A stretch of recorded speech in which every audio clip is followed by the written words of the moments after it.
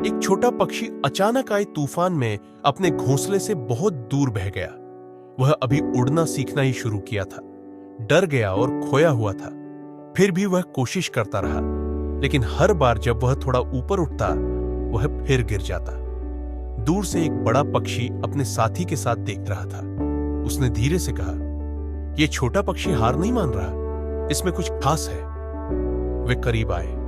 वह बच्चा पक्षी कांपते हुए विनम्रता से पूछा, मैं खो गया हूं और मुझे सही तरीके से उड़ना नहीं आता। क्या आप मेरी मदद कर सकते हैं घर पहुंचने में? बड़े पक्षी ने मुंह बनाकर कहा, अगर तुम उड़ नहीं सकते तो तुमने घोंसला क्यों छोड़ा?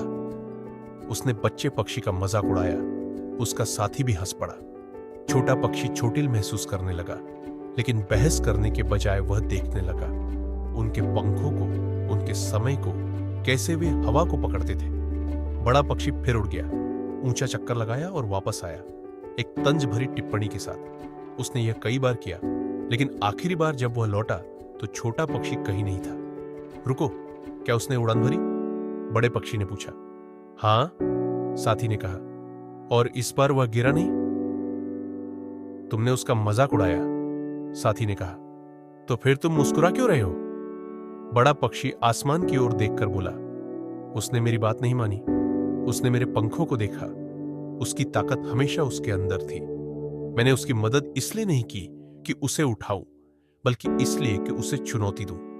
अगर मैं धीरे धीरे सिखाता तो वह मेरी मदद पर निर्भर हो सकता था, लेकिन अब वह खुद पर विश्वास करता है।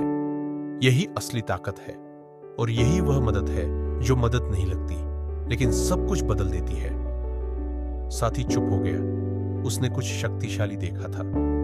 सच्ची ताकत कोई चीज नहीं जो दी जाती है, बल्कि वह जागृत की जाती है। सच्ची ताकत वह नहीं जो तुम्हें थमा दी जाए, वह अंदर गहराई में छिपी होती है, जागने का इंतजार करती है। चुनौतियां और संघर्ष बाधाएं नहीं, बल्कि वे ताकतें हैं जो तुम्हारे अंदर के साहस और दृढ़ता को जलाती है। असली मदद का मतलब जीवन की कठिनाइयों में किसी को उठाकर ले जाना नहीं, बल्कि उसे उसके पंख खोजने और उड़ने की ताकत पाने में मार्गदर्शन करना है। जब तुम खुद पर विश्वास करते हो और अपने डर का सामना दृढ़ निश्चय से करते हो, तब तुम उठने की ताकत खोलते हो, चाहे कितनी बार गिरो।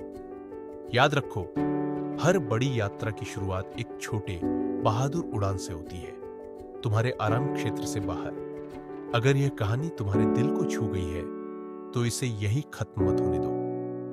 अपने जीवन के उन पलों के बारे में सोचो जब तुम भी उस छोटे पक्षी की तरह खोया हुआ, डर गया, फिर भी उठने की कोशिश करता रहा।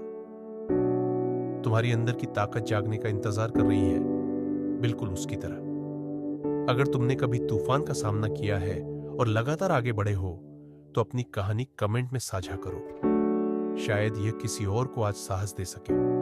और अगर यह संदेश तुम्हें छू गया है, तो इसे किसी ऐसे व्यक्ति के साथ शेयर करो जिसे थोड़ी रोशनी की जरूरत हो। और ज्यादा प्रेरणादायक कहानियों के लिए सब्सक्राइब करना मत भूलो, जो आत्मा को छूती है और हमें याद दिलाती है कि सच्ची ताकत दी नहीं जाती, वह जागृत की जाती है।